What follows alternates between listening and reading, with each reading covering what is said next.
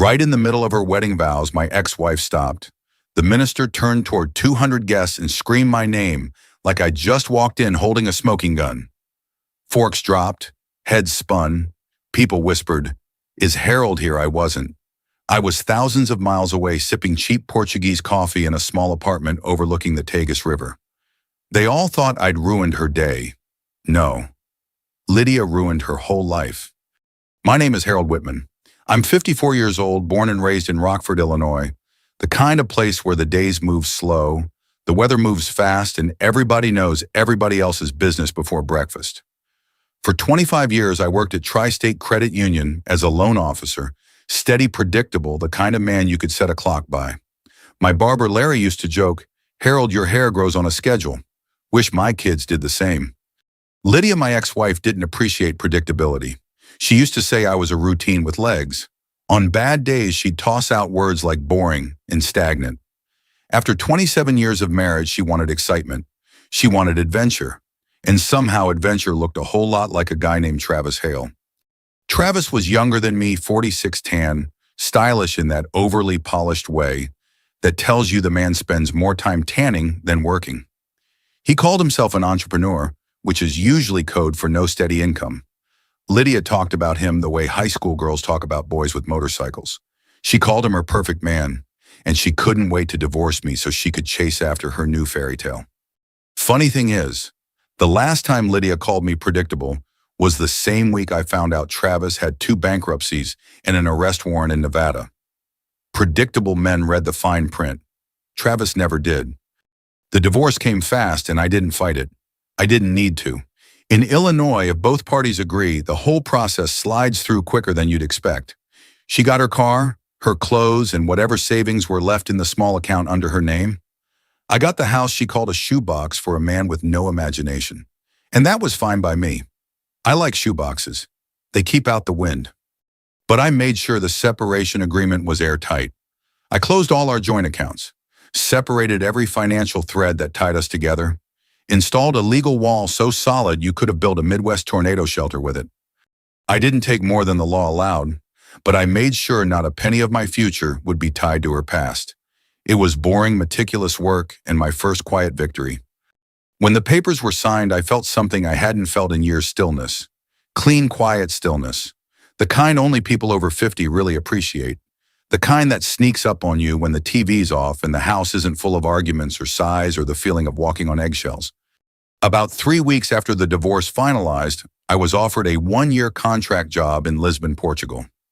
One of our longtime credit union partners was opening a satellite office overseas and needed someone seasoned, someone steady to train their loan team. Steady was the first compliment I'd heard in months. I took the job. I figured a year abroad would either fix me or at least give me something else to think about besides Lydia's perfume and the way she slammed cabinet doors. Lisbon was a surprise. Narrow streets, warm bread, too many hills, friendly people who somehow thought Whitman sounded exotic. My apartment was small but had a balcony facing the river, and every morning the sun hit the water just right, turning it gold for a few seconds. I spent those mornings breathing in the newness of everything, letting the past fall off me like old paint. For a while I didn't think about Lydia at all. Then one afternoon, while I was standing in line at a tiny cafe in Alfama, my phone buzzed. A message from an old neighbor back in Rockford. "You hear the news, Lydia's getting married this Saturday." Attached was a photo of Lydia and Travis smiling like 2 people who just won the lottery instead of 2 people standing on a financial sinkhole. I stared at the picture, not sure whether to laugh or shake my head. There she was, wearing a dress way too white for someone who'd instigated a divorce 3 months earlier. And Travis, he looked like he'd borrowed every piece of his outfit from a man too rich to notice what was missing from his closet. The comments on the post were worse. "She finally upgraded. She deserves this. True love always finds a way." Rockford folks love to gossip, and they love a good underdog story, except sometimes they cheer for the wrong dog. I set the phone down, took a sip of coffee, and smiled to myself. People forget that predictable men, boring men, have quiet advantages. We plan, we prepare, and we notice what others ignore. So while everyone else saw her perfect new beginning, I saw the foundation cracks. Travis wasn't the fairy tale. He was the fine print. And Lydia, she didn't know it yet, but she just sprinted headfirst into her own disaster. I knew I wasn't going to the wedding, and I certainly wasn't going to interrupt it. That wasn't my style, but I also knew that with a man like Travis standing at the altar, it wouldn't take much for the truth to find its way into the spotlight. All it needed was a little nudge. And predictable old Harold Whitman had already set one in motion long before Lydia picked out her dress. I landed back in Rockford on a Thursday evening, 2 days before my niece Emily's high school graduation. Lisbon had loosened me up a bit, different air, different people, but the moment I stepped into the terminal at Chicago O'Hare, everything Midwest about me snapped right back into place. The flat vowels, the windbreaker I'd owned since 2009, the instinct to hold the door for strangers who wouldn't say thank you. It all returned like muscle memory. By the time I drove my old Ford Escape into Rockford, the sun had dipped behind the strip malls, leaving a soft orange glow reflecting off the windows of the TJ Maxx. The same pothole on Harrison Avenue was still there, still ready to wreck a decent pair of shocks. Home, sweet home. My sister Carol, different Carol than the one in this story later, had a roast in the oven when I walked into her house. "Harold, you look thinner," she said, hugging me like she was checking for broken bones. "Lisbon must feed you less pork." "Lisbon feeds me just fine," I told her. "I walk more now. Hills everywhere." "Well, don't get too thin. You'll start looking like one of those Europeans who wear scarves in July." Her husband Mike chuckled from the living room. "Hey, Harold, your ex-wife's big day is Saturday. You going?" "No," I said, simply hanging up my jacket. Mike snorted. "Good, I wouldn't either." We ate, talked, and I pretended not to notice the way Carol studied my face like she was trying to measure whether I was emotionally intact. People always assume divorce rips you in half, but sometimes it frees you so quietly, you don't even realize the weight is gone until weeks later. The next morning I drove into town to pick up a graduation card and a few things for Carol. Rockford still smelled the way it always did, some mix of car exhaust, river water, and bakery air that drifted from Henderson's on Main Street. When I walked into the bakery, Mrs. Henderson herself stood behind the counter. She's been selling donuts and unsolicited opinions for 40 years. "Well, I'll be," she said, leaning across the glass case. "Harold Whitman, back from Europe." "Just visiting," I said. She handed me a small cup of coffee before I even asked. "Now I heard your ex is getting married tomorrow," she said, lowering her voice like she was about to share nuclear codes. Bless her heart. In the Midwest, bless her heart can mean pity, judgment, amusement, or all three at once. Here it meant that woman doesn't know what she's doing. I thanked her for the coffee and stepped outside. Rockford gossip spreads faster than wildfire in a dry season, so it didn't surprise me that Lydia's wedding was the hottest topic in town. Next stop was Tri-State Credit Union. Even though I'd been gone for months, my key card still worked. They hadn't had time to deactivate it. They never do things fast there. The first person I ran into was Mrs. Kowalski, our teller, who had been there for 38 years and somehow knew the financial history of everyone in town without ever breaking confidentiality rules. She spotted me before I spotted her. "Danny," she whispered loudly. "She's called me Danny since I was 29. Get over here." I joined her in the break room, and she closed the door like we were entering a safe house. "You hear about that Hale fella?" she asked, eyes widening. "Travis. The one your ex is marrying." "I've heard a little," I said. "Well, let me tell you, in the last month, that man tried to open 6 credit cards. 6. And every single one got denied. His debt-to-income ratio is uglier than my cousin's second divorce." I raised an eyebrow. 6. 6, she repeated, holding up fingers that shook with indignation. "And last week he asked about a personal loan. Wanted $10,000. Said it was for a business expansion. Honey, he couldn't expand a balloon." I couldn't help but chuckle. "Thanks for the info." She leaned in. "Harold, that man's drowning. And your ex-wife, she's tying herself to an anchor." I didn't say anything. I didn't have to. Mrs. Kowalski nodded knowingly and patted my arm in that motherly way only women over 60 can get away with. When I got back to my sister's house, there was an envelope waiting on the porch. Thick paper. Embossed. Fancy. Lydia had never been fancy when she lived with me, so this was clearly Travis's influence, or Travis's cousin's influence, considering his living situation. I opened it. "You are respectfully invited to the union of Lydia Ann Whitman and Travis Lee Hale." Inside, a handwritten note. "Closure matters, Harold. It would mean a lot if you saw what true happiness looks like. I let out one short breath through my nose, not quite a laugh, more like a disbelief exhale. Lydia always did have a flair for dramatic lines she didn't fully understand. I didn't intend to go to the wedding. I didn't even intend to be in the same zip code at the time of the ceremony, but I did intend to send a little something to the people who deserve to know the truth. I prepared 2 envelopes that night. One went to the best man, someone I barely knew, but who had friended me on Facebook years ago because we both liked the Chicago Bears. The other went to Aunt Jolene Barrett, Lydia's loud, unfiltered, and notoriously nosy aunt, who had no problem speaking her mind at every holiday dinner we ever had. If there was anyone capable of detonating the truth at a wedding, it was Jolene. Inside both envelopes was a carefully organized packet.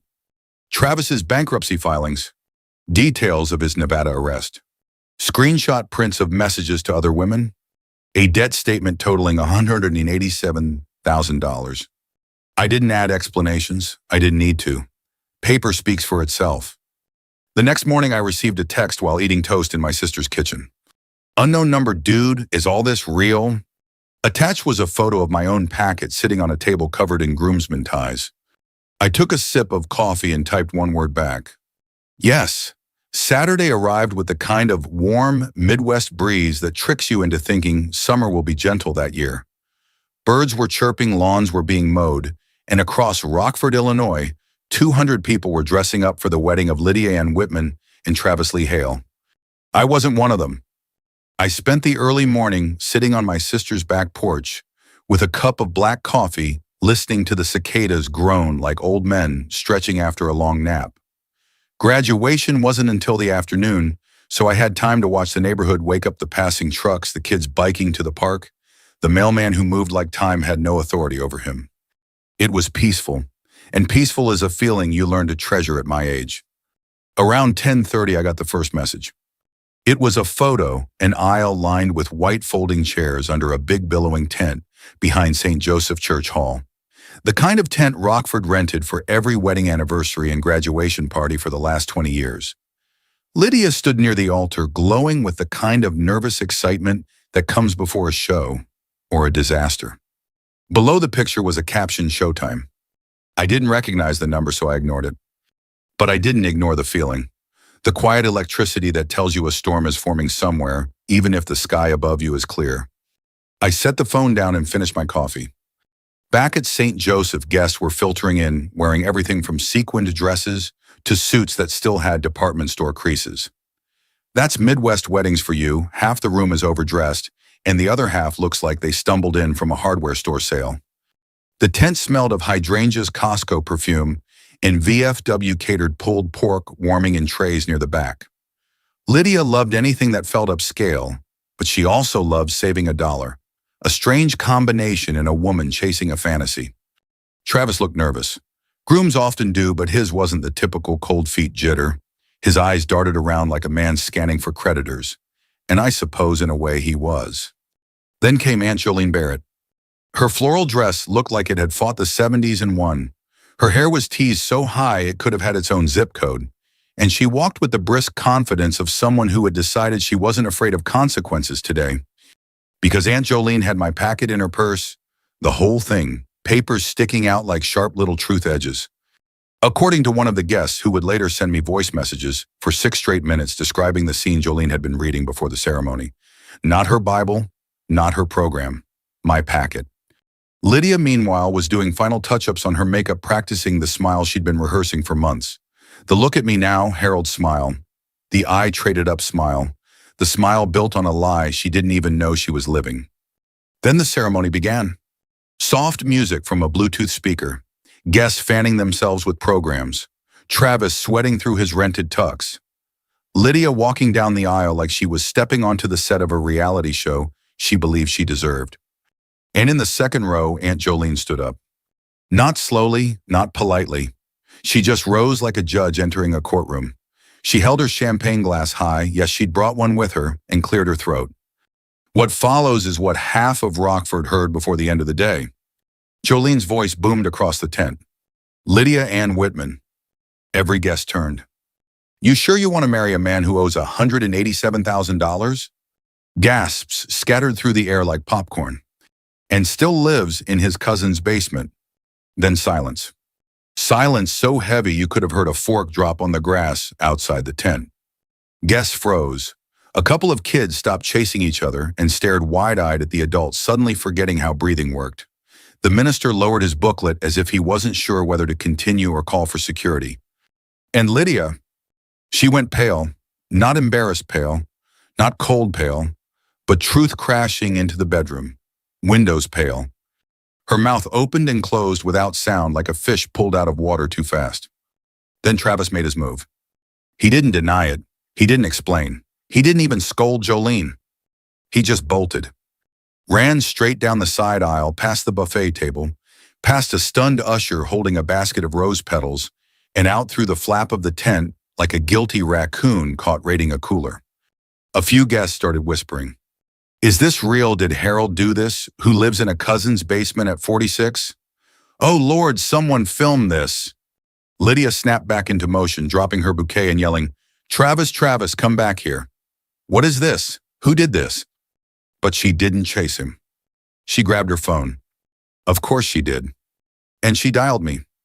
I was sitting in my sister's living room helping Mike fix a crooked shelf when the phone buzzed. Lydia. I let it ring twice before answering. I don't know why. Maybe for dramatic effect. Maybe because I wanted to hear the static of humiliation on the line. When I finally answered, she didn't say hello. Harold, she hissed. Where are you? In Rockford, I said, calm as a lake in winter. Did you do this? Did you send something? Did you talk to Jolene? I leaned back against the wall looking at a framed photo of my niece in her marching band uniform. You invited me to your wedding, Lydia, I said. You wanted me to see what real happiness looks like. Seems like everyone saw something today. She cursed under her breath. Something crashed behind her, maybe a folding chair, maybe her pride. You ruined my wedding. No, I said evenly. I didn't ruin anything. And I let that hang in the air. Because the truth was simple, Lydia's life had been falling apart long before I mailed a packet. I just let gravity finish the job. I didn't expect to see Lydia in person before flying back to Lisbon. After her wedding exploded like a 4th of July firecracker in a dry field, I figured she'd hole up somewhere, maybe at her sister's place, maybe at the cousin's basement Travis used to occupy before sprinting out of the tent like a man fleeing the IRS. But Lydia has always surprised me, not in good ways, but in bold ones. The morning after the wedding that wasn't, I drove to Beatty's Family Diner, the same place where I'd eaten meatloaf for 20 years. The place where they still cook hash browns on a griddle older than most of the staff. The place where the waitresses call you sweetheart, even after telling you your toast is burnt. I slid into a booth near the window, ordered my usual black coffee, scrambled eggs, wheat toast.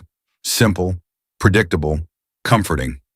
Outside cars rolled down East State Street, their tires humming on the pavement. Inside, the air smelled like bacon grease and warm maple syrup. A couple of retirees argued about baseball near the front. A young mom was trying unsuccessfully to get her toddler to stop shaking a packet of sugar like a maraca. Life was ordinary, beautifully ordinary. I had just finished buttering my toast when the bell over the door jingled loud enough to make heads turn. Lydia walked in.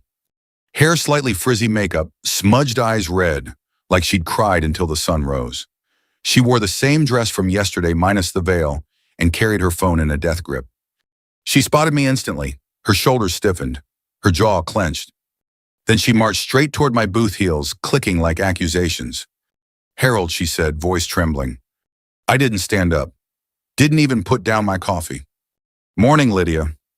You did this. Her voice cracked. You sent something to Jolene, didn't you? The waitress Linda, a woman in her 60s with a beehive hairdo and a permanent nicotine rasp, paused at my table. Everything all right here, hon? I nodded, just talking. Lydia's breath hitched. She slid into the booth across from me without asking. You humiliated me, she said louder than she should have. In front of everyone I know, in front of my parents, my co-workers, my church group. Do you understand that? I took a slow sip of coffee. I understand you're upset. Upset, Harold, I was left at the altar, in a tent behind a church. That's worse than being dumped at a courthouse. People filmed it. It's probably online already. A few diners were very obviously pretending not to listen. In Rockford, pretending not to eavesdrop means staring directly at your pancakes while leaning an inch too close. I waited until Lydia stopped to breathe. Then instead of answering her question, I asked one of my own. Why did you really come here, Lydia? Her lip trembled. She looked down at the table. I just don't understand. Travis said he told me he promised things. He said he was starting a company. He said he had investors. He said we would travel. He said whatever he needed to. She flinched. And you, she whispered, you didn't try to stop any of it. You just let me walk away, like I didn't matter. There it was, not anger, not humiliation. Loneliness. It always finds a way to show itself sooner or later. But I didn't offer pity, not this time, not after everything. You made your choice, I said quietly, a long time ago. Lydia wiped her nose with the back of her hand. Harold, can we start over? Just talk. Can we maybe try again? I set my coffee down. Then I delivered the lines I had kept tucked in my chest since the moment she'd called me boring, with a mouth still warm from Travis's kisses. I leaned in, just slightly lowering my voice so she had to lean in too. Lydia, you didn't leave me for a better man, I said softly. You left me for a better story. Turns out the story was fiction, and now you're holding the bill. Her face twisted, confusion, anger, realization, all colliding at once. The diner went silent. Even the toddler stopped banging the sugar packet. I let the quiet stretch, a long, slow pause that weighed more than any argument we'd ever had. Lydia opened her mouth, but before she could speak, I reached into my jacket pocket. I set a folder on the table. Do you know what this is? I asked. She stared at it like it might bite her. Another packet of Travis's lies. No, I slid it toward her. This one's about me. She hesitated, then opened the folder with shaky fingers. The first page was a closing statement. The house, I said, the one you told me to keep because you never liked it anyway. Remember? She swallowed. I finished the basement, put in that back deck you always wanted, had the kitchen redone, listed it last month. Her eyes scanned the numbers. Her breath caught. After taxes, I cleared $312,000. She choked on a small gasp. That check is already deposited. I paused, letting the weight of it settle. In a Portuguese bank account. Another pause. With only my name on it. Lydia shut the folder abruptly, pressing her palms over it, like she could smother the truth printed inside. Harold, she whispered, barely audible, you sold the house. I did. And you didn't think to tell me it wasn't your house anymore. She blinked fast, tears forming. I don't know what to say. You don't have to say anything. I slid out of the booth, picked up my jacket, and laid a $10 bill beside my plate, even though Linda hadn't given me the check yet. As I stood, Lydia reached for my wrist, not tightly but desperately. Harold, please, don't leave like this. I gently pulled my arm away. I already left, Lydia. You just didn't notice until today. I walked toward the door. The bell jingled overhead as I stepped out into the warm morning air. Behind me through the diner window, I saw Lydia sitting alone in the booth, the folder still resting in front of her, like a headstone marking the grave of all her plans. Outside, a breeze moved through the parking lot, carrying the faint smell of fresh-cut grass and car exhaust. I breathed in, and for the first time in a long time, I felt absolutely quietly free. The next morning, before the sun climbed above the rooftops of Rockford, I found myself awake earlier than usual. Maybe it was the jet lag. Maybe it was the events of the last 2 days replaying like an old VHS tape in the back of my mind. Or maybe it was something simpler, a sense of finality settling in my chest, gentle but solid, like the last piece of a puzzle snapping into place. I sat on the edge of the guest bed at my sister's house, listening to the quiet hum of the refrigerator downstairs and the muted tick of a hallway clock that had been in the family for 3 decades. The house smelled faintly of last night's roast and lemon dish soap. Ordinary smells, familiar ones. The kind that remind you life doesn't stop when everything else does. My flight back to Lisbon wasn't until late afternoon, so I took a slow drive through Rockford, past the old fire station, past the park where Lydia and I once pushed our niece on the swings, past the credit union where I'd spent half my adult life explaining loan terms to people who needed someone steady to guide them. I didn't stop anywhere. I just let the city pass by my windows, each turn closing a door I no longer needed open. Around 10, I parked near the Rock River and got out. The air was already warming, carrying the earthy smell of water and summer grass. Ducks glided across the surface like they owned the place. A couple on bicycles passed behind me. Someone across the river was fishing, though by the slumped posture, I doubted they were catching anything. I stood there for a long minute, hands in my pockets, feeling the slow-moving current tug at the corners of my thoughts. My phone buzzed. A message from my sister, just checking on you.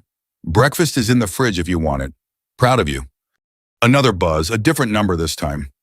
I almost didn't look. I didn't want to reopen the emotional door I'd closed yesterday at Beatty's Diner. But curiosity has a funny way of tapping you on the shoulder. A photo appeared, a blurry shot of someone in a bright orange vest at the Shell station on Alpine Road. He was cleaning windshields head down, shoulders slumped. It didn't take more than a half second to recognize him. Travis. Below the photo was a message. Told you he was trouble. You picked a good time to leave, kid. Aunt Jolene. I couldn't help it, I laughed. A quiet, warm laugh that surprised even me. Leave it to Aunt Jolene to deliver the final chapter in the most unfiltered way possible. I sent her back a simple thumbs-up emoji. It felt like enough. By noon, I was back at my sister's place packing my bag. Mike wandered into the guest room and leaned against the doorframe. You ready to head back across the ocean, he asked. I am, I said, folding the last shirt. He nodded thoughtfully. Well, just know we're proud of you. You handled all this better than most men would have. I shrugged, a small smile forming. Predictable men make predictable exits. He chuckled. Nothing wrong with predictable. Predictable pays the bills. I zipped up the bag and slung it over my shoulder. Mike gave me a pat on the back, firm and brotherly, and took the suitcase down the stairs for me, like he always used to when I'd visit. We said our goodbyes at the curb. Rockford's midday sun glinted off the hood of the Uber that came to pick me up. I took one last look at my sister's house, the small front porch, with the wind chimes, the cracked driveway, the old maple tree we planted as kids.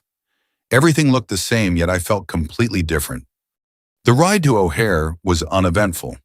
Highway traffic, cornfields rolling into the distance, glimpses of small towns that looked like copies of each other, church, diner, gas station, repeat. There's a comfort in that pattern, a Midwest rhythm that beats steady even when everything else tries to pull you off course. When I boarded the plane and settled into my seat, a calm washed over me. Not the calm of denial or avoidance, the calm of closure, the calm of a man who walked through fire and came out cleaner on the other side. 9 hours later, Lisbon unfolded beneath the plane, a patchwork of terracotta rooftops, winding streets, and sunlit water. The moment we landed, I felt the shift. Not just the geographical one, but the internal one. Like I had stepped from one chapter fully into another. My apartment was just as I'd left it, quiet, small, filled with soft morning light drifting through sheer curtains. I opened the balcony door and stepped outside, the air warm and salted. The Tagus River stretched wide and calm, the city humming gently behind me. I made a cup of coffee, strong, dark, a little too bitter, and sat at the small table overlooking the water. Then, without forcing it, without chasing it, the thought came. Real revenge isn't loud. It isn't a scene or a scream or a plate thrown across a room. Real revenge is waking up every morning knowing you're free, while the people who tried to break you are stuck living with the mess they made. I took a slow sip of coffee, the steam brushing my face, the sunlight warming my hands. Ships drifted across the river like lazy giants. A seagull perched on a nearby railing, cocking its head at me like it wanted to hear the rest of the story. I smiled. Some mornings, I said softly, you just sit by the Tagus River and smile. If you've ever walked away from the wrong person, really walked away, you know exactly what I mean. And if stories like this make you feel a little less alone or a little more understood, feel free to stick around. Share your own story. Subscribe if you want more. I'll be here, coffee in hand, watching the river drift by.